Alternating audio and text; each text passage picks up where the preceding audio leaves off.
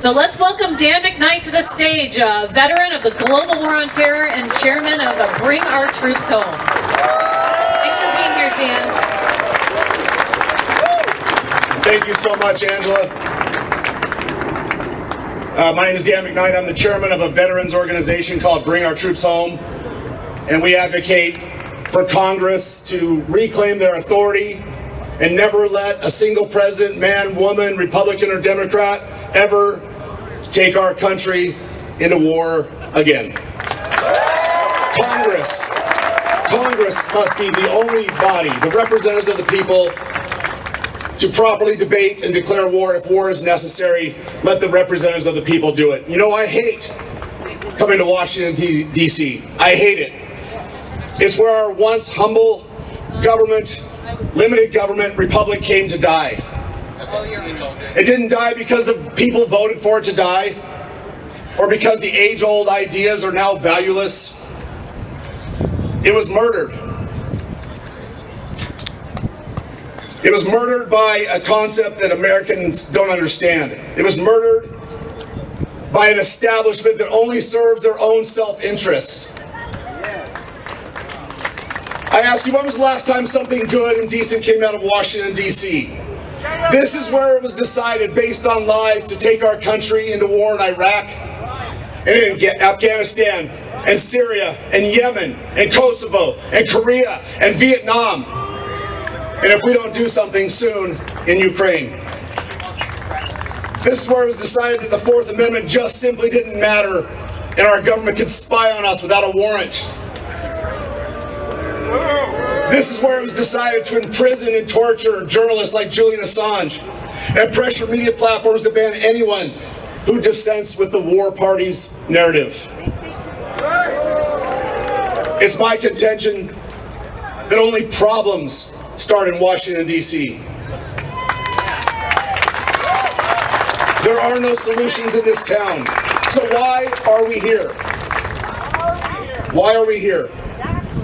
We're here because they don't listen. We're here to let our voices be heard. I was honored to be invited to speak at this event, and I'm astonished by the amount of logistics, the people that are here, and all the support, the lineup of speakers, and I'm blessed to share the stage with each and every one of them.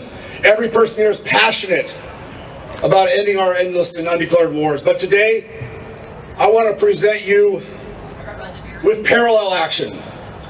In addition to the marches and the rallies and the signs and the DC-focused activism, I don't know if any of that actually grows our movement.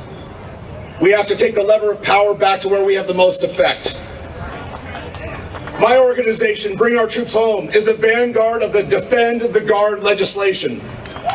Defend the Guard is a state-based legislation that would prohibit the state's National Guard from being deployed into active combat duty overseas absent a declaration of war from Congress.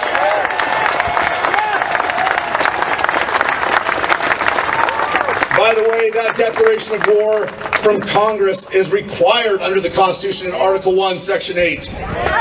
It's not talked about enough, but the National Guard is the backbone of the active duty military fighting force, and it makes up 45% of all of the boots on the ground that have fought in the global war on terror.